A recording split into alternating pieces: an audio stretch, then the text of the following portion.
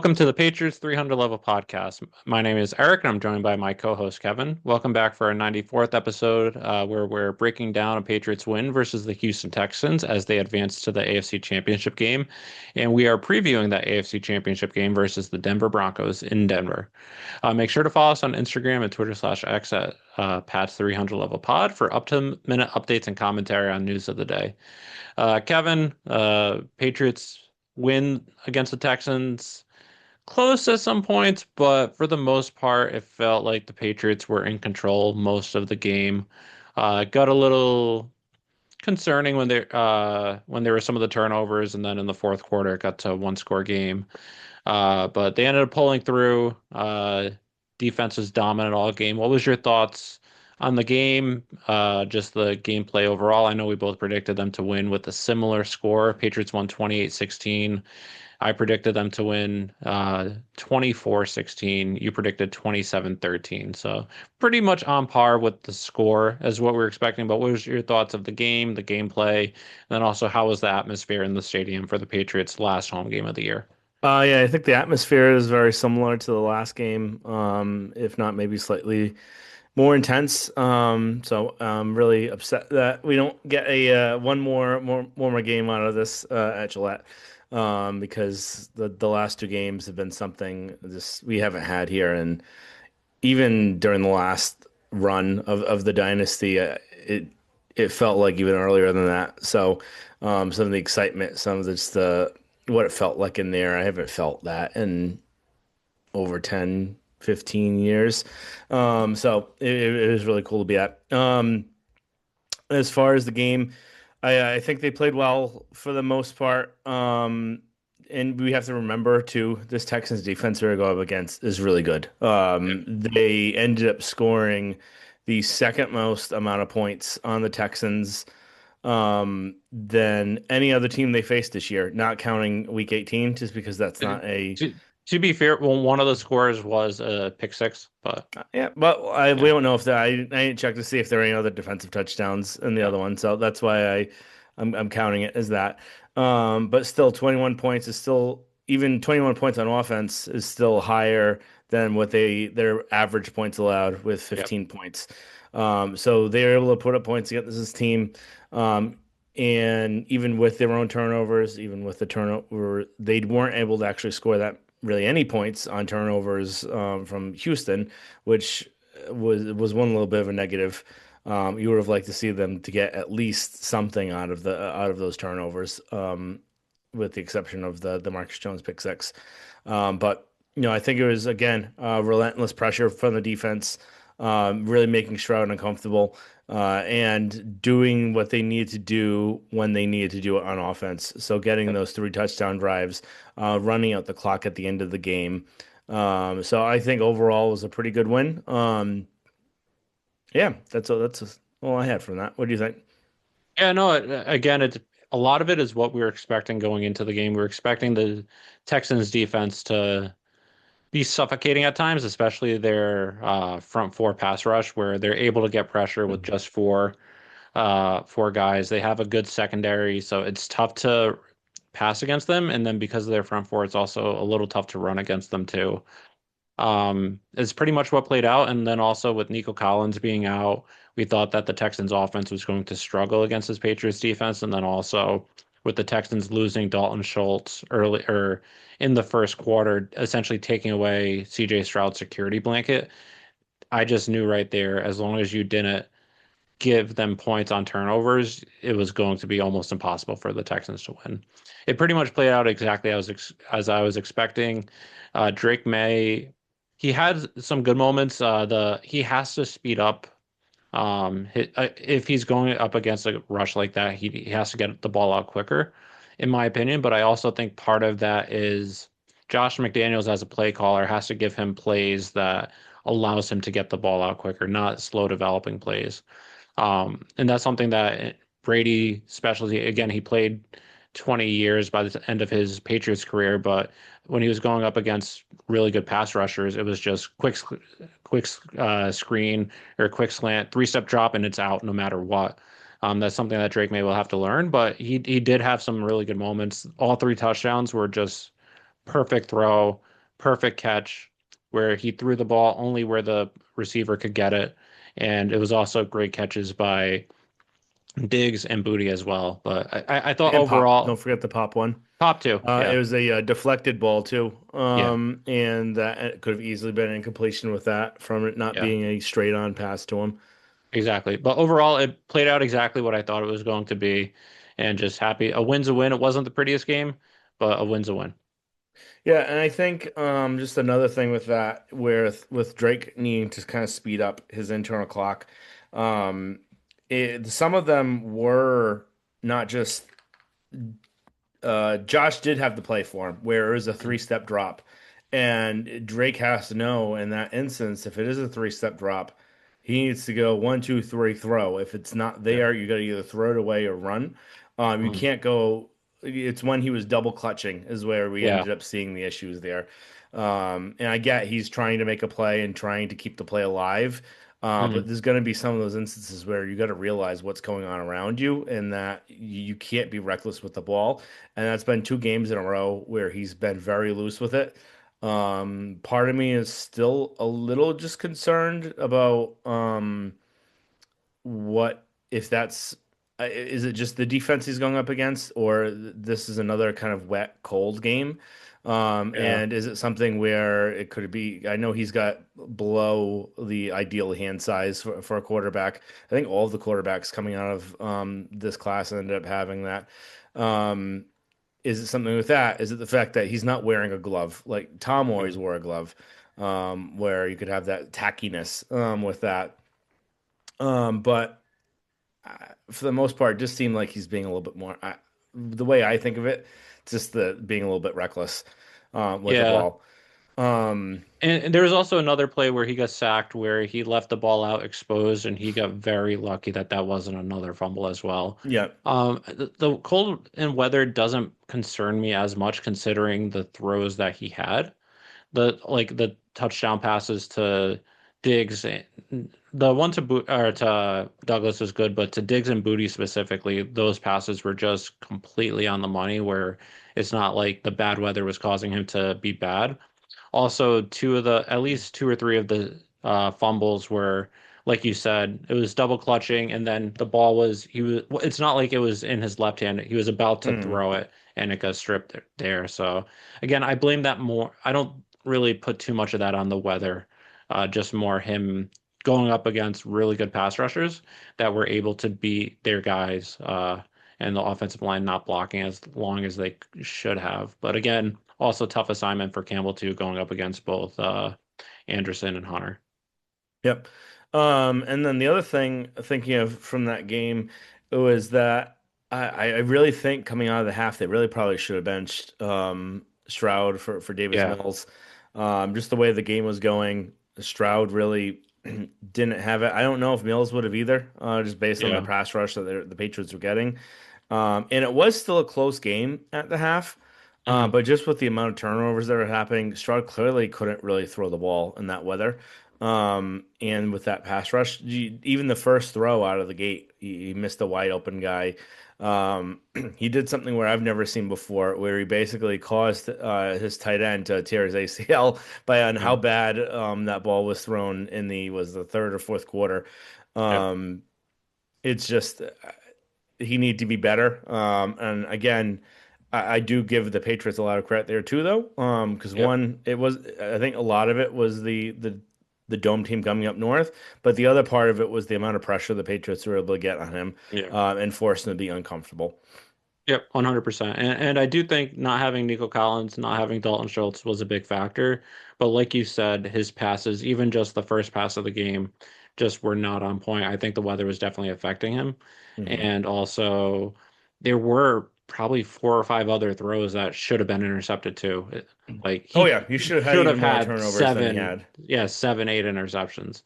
One thing that you brought up, which I do think is very important, is having five turnovers and only getting 7 points is concerning. Again, they're a good defense. You have to move the ball, but if you're going to want to win these next two games, also against good defenses, you're going to have to put up points.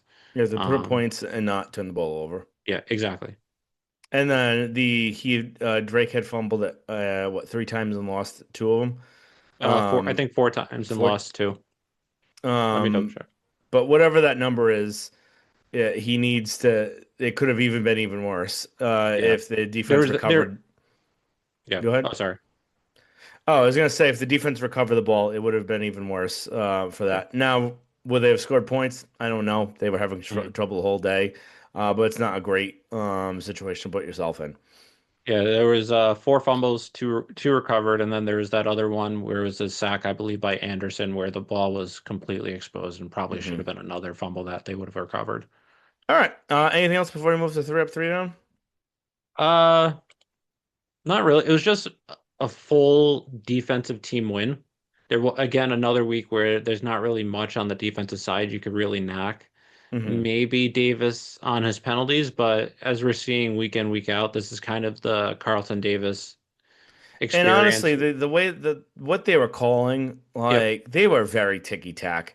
Yeah. Like especially there's the one where he grabbed the hip, like he had his arm around the hip, but he didn't Yeah. restrict him in any way. He didn't turn him around. Hmm. Defensive players put their hands on people's bodies, Yeah. and it's never called. And that one shouldn't have been called there. I honestly can't remember what the other one was. But that's the one that stood out the most. All of his penalties were kind of Yeah. where the other fact, the thing that made me think of that the most though was that there were multiple plays in the first half. I think it was the first half where against the Patriots where it should have been called a PI Yeah. is based on what they're calling for Davis, and they weren't calling Hmm. it against the Texans there. And because of that, that's also why I think you got to be consistent. They weren't Yeah. being consistent during that part. Yeah, no, I think that's fair, but overall, defense was fantastic once again. They're gonna have to be again this week. Offense, they did enough, but you hope that you can get more out of it the next couple weeks. All right, three up, three down. So I've got Chase on Booty and Mondre. So Chase on, he's gotten better and better each week. He's Yeah. forcing a ton of pressure. He's really showing kind of why he was that first round pick before. I think a bunch of it too is having Milton back, Yeah. which is helping him. Kind of thrive here. Booty, he had a couple big plays. One, that huge touchdown catch. It was an amazing catch by him. Ball Yep. control, grabbing it with one hand. He had that other really good catch for, I think it was around, was it 20 or 20, 30 yards? 32. 30, yeah. And he ended up just grabbing it and going. He's been really dependable for them. One of Yeah. well, one of their better receivers. Obviously, a lot of them are actually better than a lot of people thought. And then I'd say Mondre, he's their this might be controversial. I think he's their most dependable receiver where you need a tough contested throw, you need a first down. If you're throwing it to him, like I trust him the most to come down with it. Where Diggs, I trust the most to get open, mhm, but Booty, I trust the most where you need a catch, it's going to him. yeah. Um, and then Mondre, it was getting frustrating because the fact that he was out with the eye injury. But Mhm. every time he got the ball, it's been like this now, what, 6 weeks, five, Ever six since the weeks? bye, since the Ever bye. since the bye, he's getting always anywhere from 4 to 6 yards at Mhm. least on every carry, and he's got great vision. He's very quick and elusive. He's pushing the pile. He has been awesome ever since the bye, and they really needed him. I think they would have done better on offense if he wasn't out with the eye Yeah, injury that's fair. for part of the game because he was the one dependable thing that you had on offense to start the game where you would run and you know you're getting yards. And we'll get into someone else afterwards why they didn't pick up that slack. Yeah. Yeah, for me, three up, Marcus Jones, again, he's been incredible pretty much all season. In Mhm. my opinion, he should have been at least at worst second team all pro for slot corner. I think you could argue he had a better season than Cooper Najeen, but Najeen has the more well-known recognition. But he's just been incredible all season long, and it happened again this week with a pick six. Booty with 3 catches, 75 yards with the touchdown. Again, like we just mentioned, he's just been so dependable, always coming up with big plays and big moments. And he's someone that I really hope that they extend this offseason, where even though he hasn't had ton of stats, you might be able to get a more team-friendly contract since he's only had like 500 yards the last 2 years, where you can get him 3 year, $25 million contract or something extension like that. So that even since he has 1 year left on his deal, I want him in place with Drake Maye and he can continue to possibly turn into that number one guy. My third is Carlton Davis, 2 big interceptions, and they were just incredible catches too. The first one, I don't know how he was able to get his knee down in bounds, but it was just such a great catch. I had no idea what Josina Anderson was talking about, saying that it shouldn't have been an interception. I was just gonna go into it saying that Justina needs to get her eyes checked or actually learn the rules or Yeah, I learn think it's more anything, learning the rules. because I don't think she knows anything that she's doing other than knowing how to try and get clicks on the most vague, useless tweets that she ever sends out and trying to make it seem like she knew something when she had no clue what was going on. Yeah. And then he also had the second one where it was the nice, it was bobbling, but he was able to do the toe tap after he got possession of the ball. And then for honorable mention, I also have Morgan Moses, who played an incredible game. When whichever of the defensive ends he was going up with at the time, either Anderson or Hunter, he had 34 snaps at right tackle for pass blocking, zero pressure, zero sacks. He had the highest PFF graded offensive lineman performance of the week with a 94.2 pass blocking grade. He was great when they needed him against really good competition. Also, honorable mention Milton Williams again. Just he's just a havoc. Provides so much pressure in the pass game, run game. He's able to disrupt players' routes by pushing the offensive lineman into it when there's motion behind the offensive line, guys crossing, and then also another honorable mention is Chase on, like you said. Yeah, and then with Morgan Moses, the way that they will get the most rushing yards with Mondre was running to that right side, Yeah. with Moses and with Owenu. So really, I thought the run blocking there was good as well. All right, three down. I've got Campbell, Henderson, and May. Campbell again had a rough game, which again he's going up against some really great top defensive ends and pass rush. But again, needs to be better. And I think he will be better. Henderson is just he did not run well this game, and he hasn't really. The thing with him this season is that if he doesn't have a wide open lane, or Yeah. doesn't have a guy within like 3 yards of him, he's getting stopped. Like he's running straight into defenders. He's not really being elusive. He's not picking the right holes a lot of the time. Mhm. And really those big rushes that you see of him, it's when something's blocked really well, or if there's just a huge gap for him to run through. He just outruns someone. There's not that elusive like juking or spinning or stuff that you see Mondre do, or picking the right hole. Where there's a probably 5 to 8 runs where he just chose the wrong hole and has ended up Yep. running right into the defense there instead of actually having the right gap to run through. Um, I think he'll get better as it takes a while for some running backs to get that vision and play at that NFL speed. Yep. He's not where a running back needs to be right now. And then May, you can't have all those turnovers. Yeah. If you're the best player on the team, you need to control the ball and not get it on the ground. Yeah, no, I agree completely. That's why my three down is exactly the same. Not much more to really add other than what you just said. Campbell, only thing I will say is in his 2 playoff games so far, he's allowed 9 pressures, 6 hurries, 3 sacks. In this past game, he had a 16.5 pass blocking grade. It's just not going to be able to get it done. If the Patriots want to have success, he has to perform better. And he's up for, well, we're going to talk about the Broncos in a minute, but he's going to have a tough challenge again against that Broncos front seven pass rush. Uh, so quick news around the NFL. A bunch of coaching hires over the last couple days. Stefanski to the Falcons. That was one that I think we both predicted as well. Um, Yep. We're, Solid to the Titans. We did not have that one. we did not. Jeff Hafley, which I would have never guessed would have gone to the Dolphins. We didn't actually project anyone to the Dolphins, just because they weren't one of those top coaching destinations. It makes sense with the GM coming from the Yeah. Packers. Doesn't make sense where I don't think he was really a good coach at BC for being a head coach, and then you end up throwing him to the NFL.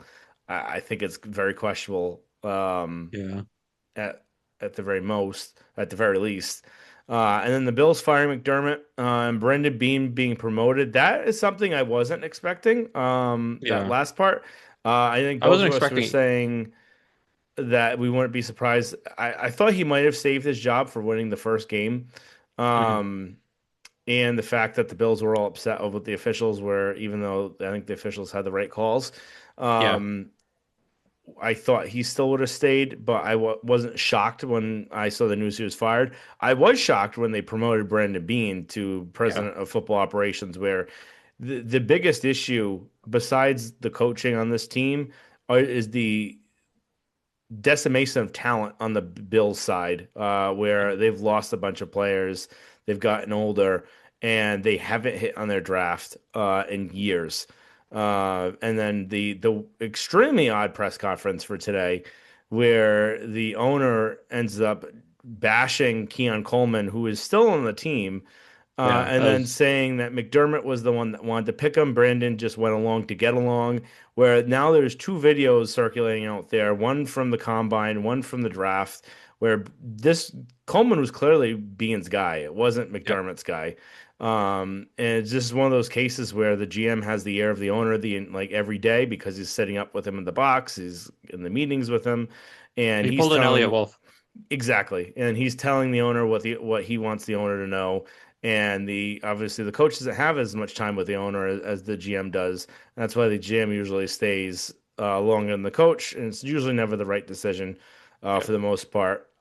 Other than I would say maybe the Eagles, Mhm. because I do think Howard Roseman does a really good job I agree. with them, and it's just they I don't think they ever have the right head coach like Hmm. Yeah. to stay there. Um, so yeah, on the other three hires, I don't really think there's really much to say other than I don't know what they're doing with Halfley, and then I was a little surprised with Salah just taking his second coaching gig with the Yeah. Titans I'd with agree how with that. much of a disaster that organization is. Although it just could be, I think there's two things why I think he might have taken the chance. One, he might like Cam Ward, and think that he can make it work with him. And then two, there's not really going to be that many hirings next year. So you have 10 this year, Hmm. which is a third of the league. So those 10 probably aren't going to be rehired. A lot of the other teams are pretty stable. So you're really only looking at a small handful, maybe three to at most. Bengals and Bucks definitely will So be. Bengals, Bucks, Eagles. um, the potential for the Eagles. Oh, it is the Um, Eagles. the Eagles most likely, unless they win the Yeah. Super Bowl. Like, so that's why I said the potential. Yeah. It's most likely Sirianni's going next year. Uh, and that's like pretty much, oh, the Jets. Um, so that's what, four there? Yeah. Unless Um, there's another team that they hire a Drake Maye type where you can, or Nathaniel Hackett, where you can tell year one it's just not the right yeah, guy, it which could be again, that could that. be Miami, but hmm and then there's always a chance for the Chargers with Jim Harbaugh, where like I don't think so. He has he this, I think he has the suspension with NCAA. he does, Like but you never know with him, like if he's mm, gonna want to like take a year off or try and like get himself traded somewhere. Like he never stays yeah. wherever he is long. He also seems like he's out of it, so I don't know Mm. what's going on with him. Um, Also, one thing to note too with the, like you said, there's not many hirings next year, three, four. And of those, assuming Bucks, Bengals, and Eagles are all open, or one of them is, Tomlin's likely getting one of those three positions, in my opinion. Maybe the one thing that there was a report yesterday from Jay Glazer saying that he doesn't expect Tomlin to go back to coaching ever again. Oh, really? Um, so I don't know if that's an informed opinion Mm. because he's usually pretty tight in Yeah. or if it's more of a gut. I don't know if he's just assuming because Bill Cowher Did the didn't go same. back and Yeah. did the same thing. But he said that he doesn't expect him to go back to coaching. So Okay. if he That's fair. doesn't, then there'd be that Yeah. other opening. If he does go back to coaching, I do think any of those spots, he's probably the first one to go to it. Yeah. Or the Eagles, the Bengals would be the top two picks that he'd probably want. The Bucks would be Or another Bucks. good one. Right. Um, Yeah, but no, I'd anything else agree. on those? Yeah, no, I think Stefanski to the Falcons makes a lot of sense, and Arthur Blank learned his mistake from not hiring Bill and not hiring his guy the last round, which is why he did this one fast of instead of having all these voices in, it's I know Stefanski's my guy, I know he's a good coach, I'm hiring him, and he learned I should have done that with Bill. I didn't, and this is what happened. I'm just going to go with my guy. And if I'm wrong, I'm wrong. But I Mhm. think Stefanski makes a lot of sense with the Falcons. They have a lot of talent, especially on offense, and I think he will fit there. Again, like you said with Salah, I was surprised with it because I think he's a very good defensive coach. I think he has the potential to be a good head coach. I'm surprised he would use his second chance there unless he believes in Cam Ward. McDermott, I think it was time for him to go. They've lost so many games, especially in the playoffs, by bad situational coaching. Um, but I would have thought if either him or Brandon Bean were gone, it would be Brandon Bean because he probably deserves it more. Both of them probably should have been gone. It's tough to do a full org, um, given this late in the process, having to get all the scouting in for the combine and everything. But for him to be promoted and then all the stuff that the owner said today of how it was McDermott who wanted Keon Coleman, throwing McDermott under the bus, throwing Keon Coleman under the bus, it just seems like it's a disaster over there. And I wouldn't be shocked if they end up hiring Joe Brady, who's I think would be terrible head coach there, or who's their former defensive coordinator, who they passed up when they got McDermott, who again will probably be a bad fit. I'm blanking on his name if it was either Weaver or Lynn. Um, but I think Brandon Beane's going to try and get someone that he can control, or the owner can control, essentially doing what the Titans did or what Robert Kraft tried to do after Bill. I think that's pretty much all I have on the news around the NFL. I'm All right. interested to see where Flores gets hired. If he does, I think Flores with Dayball as OC would be the best fit for the Bills. I don't think that will happen. I think Flores in either Ravens or Steelers would be a good fit there too, but we shall see. Yep. All right. So Broncos game. So Bo Nix breaking his ankle against the Bills on the second to last play. Was very unfortunate. For them, it brings up Jarrett Stidham for quarterback. I know we at least I think you liked him too. Coming I was just out. buying. Yeah, coming out, I liked him, and then I was buying the hype going into 2020. Irrational. It was rationally irrationally. So I believed in him in camp. He looked good, like without pads on, but hmm he seems to have the talent. But the one thing that will always stick with me is A, the pick sixes that he always happened to throw. But hmm B, 2021, I've never seen someone so content to be the third string quarterback, which is what he was in 2021. It was Mac Jones and then Brian Hoyer and then Stiddy.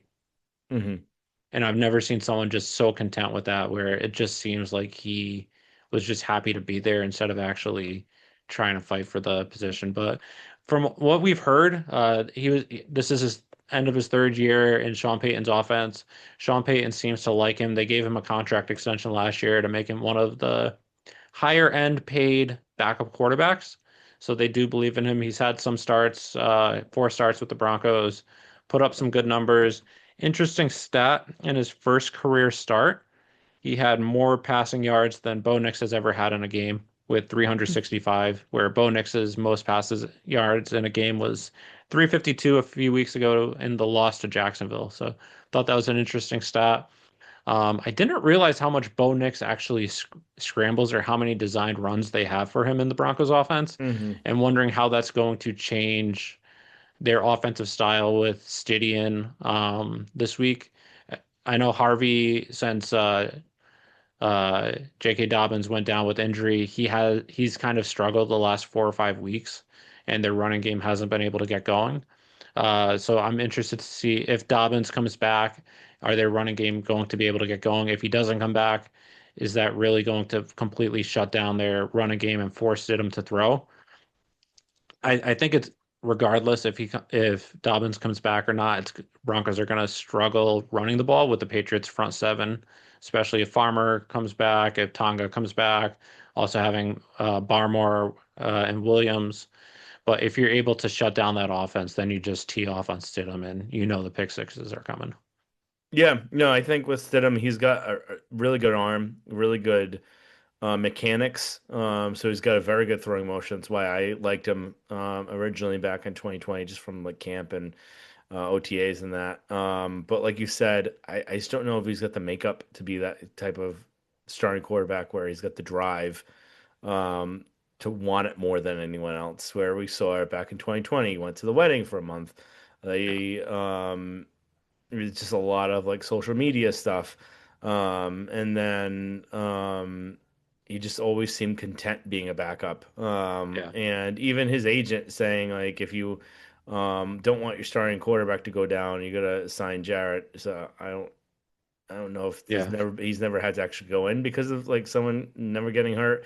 But like if your whole point is that you just want him to be a backup quarterback forever, like there's never any drive to try and be a starter somewhere. Go someplace that like he would try and gain a job. Um and again, I wouldn't be surprised if he looks well. I just don't know if he'll be able to do it a full 4 quarters when he's yep. going in. He hasn't thrown a pass in a game in 2 years. So it's a lot of action that he hasn't seen. And just with the Patriots defense, the situation that he's going into, um, I would expect at least 1 or 2 picks. Mhm. I would think just based off his history, and being loose with the ball. I Maybe a do strip think sack too. he is mobile. He's not as mobile as Knicks. So I do think they'll try and do some bootlegs, some rollouts, but not as much rushing as Yeah, Knicks would do.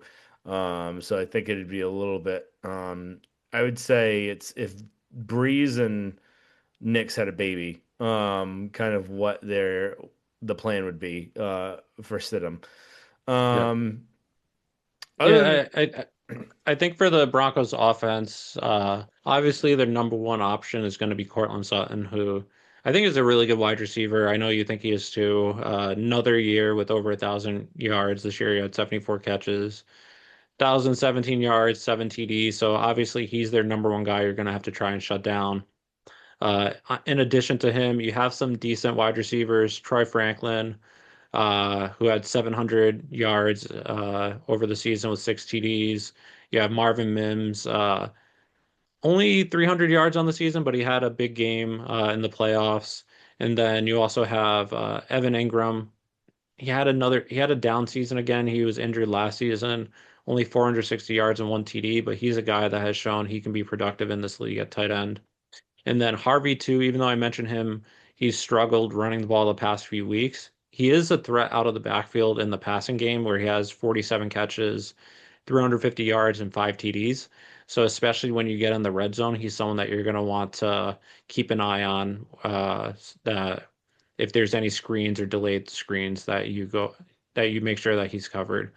So it's going to be interesting to see what their coverage plan is given these wide receivers where Sutton's the clear number one option. After that, you have a lot of complementary pieces, like 3A type guys. So interested to see who you put on who, with Davis, Jones, some of the safeties as well. Who do you have covering Harvey out of the backfield? Will it be Ellis or someone else? But it'll be interesting to see. But I think the Patriots defense should be able to shut down this offense. Um, Over the year, they've only had, let me see, 4 games scoring at least 30 points. 3 games scoring at least 30 points. If you don't count the playoff win versus the Bills, if you do 4 games, they've won a lot of close games. A lot of them, especially under 30 points, under 20 points. So it should be interesting to see. Do you have anything else on their offense before we go to their defense? no, I think you covered it all. Defense, like I was saying earlier, Patriots offensive line is in for another tough game. This is something that we talked about the last few weeks as well. Their front seven is pretty good, to say the least. Nick Bonito having another career year, 14 sacks. My guess is they're just going to put him over Campbell. See, is Campbell able to hold on, just slow him down? They have four guys on the defense with at least 7 sacks, which is kind of insane. There's Benito with 14, Jonathan Cooper with 8, you have Zach Allen with 7, and then you have John Franklin Myers with 7.5. Their secondary is really good. Patrick Surtain Jr. Was Defensive Player of the Year last year. You have Riley Moss, who's a really good cornerback. You would like him, Kevin. And then they have some pretty good safeties. They're a strong defense. Second least amount of yards allowed this season, 278.2 behind the Texans, 277.2. And it's also important to know winning 14 games, you know that they're going to be your opposing offenses are going to be passing a lot and trying to get points and yards. So it's still having the second least amount of yards allowed in a season or for the season, really close to being the best. Only a yard difference. Their defense is strong and it's going to be tough. Playing in Denver is always tough. Patriots have, was it 3 losses when they in the playoffs when they're playing in Denver? They lost Hmm. the 2015 AFC Championship game. They lost the 2013 AFC Championship game. They lost the 2005 divisional round. And in all three of those games, they failed to score more than 18 points. And even going into 2015, again, that Patriots team was really banged up, but going into it, you had a corpse of Peyton Manning and they were still able to beat you. So that's why even with the Broncos uh, losing Bo Nix and going with Stiddy, Denver's a house of horrors and their defense is really good. The atmosphere, both the air pressure or the altitude, as well as the environment in the stands, it's going to be a cold game. It's going to be tough. I still think the Patriots should win, but I don't think it's a cakewalk that they're in the Super Bowl. Yeah, no, I agree. I think everything you said was really good there. Riley Moss, I think they're going to try and target him just because he's known to have a lot of um, pass interference penalties. Yeah. So something similar with Carlton Davis, and a lot of teams try and attack him. I remember there's one Monday night game where Aikman kept saying that if they, I forget what team they're facing, but they're like they need to start attacking Riley Moss, and they're doing that right now because he's the corner you want to go after on this team. Yeah. And Um, obviously, you don't want to be going after Sertan, so you want to go mhm, after someone else. But yeah.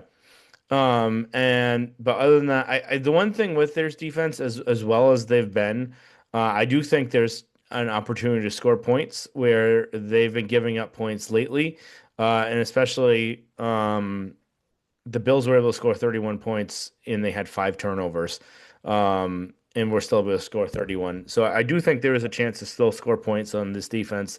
I don't think it's going to be as difficult to go up against as the Texans were. I Mhm. do think it's going to be it, it was still around the Chargers, Texans, somewhere around there, but a little Yeah, bit easier.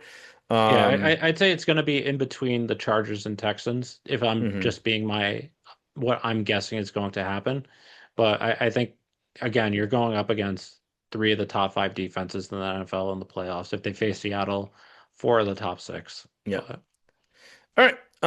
So the Patriots are favored by 5.5 points. Over under is 42.5. I've got them winning 31-13. I think they're going to score more points than they have the last couple weeks. I think they're going home the 13 points. And I think May will have a kind of a bounce back game from the last 2 games. I think he's going to have 3 touchdown passes. I think Mondre is going to run in for one.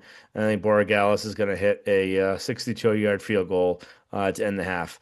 So that's a very very specific. specific, but I have some weird gut feeling it's going to be a long field goal to end the half. What are your thoughts? I have the Patriots winning 30-17. Yeah, so still close there. Three field goals, three touchdowns. Again, I think their defense is going to be tough, but I think that your your offense is better than their offense, and your defense is similar. Possible how they're playing in the playoffs, your defense is better. But like depending on who you're playing, whatever, you could argue defenses are a wash. Maybe Denver's slightly better, maybe yours is better, depending on how Mhm. we played. But I just don't see how Stidham, unless he pulls a Fitzpatrick versus the Patriots or Nick Foles versus the Patriots, like I don't see the Broncos being able to have enough here unless Drake Maye has too many turnovers. That's the other thing. You can't turn the ball over. Yep. If you don't turn the ball over, you should win. If you do turn the ball over, that's when it gets tricky. And it can be loud there with that fan base, with that stadium set up where you're not going to be able to hear the play call, hear the snap count. So you got to get the ball out quick.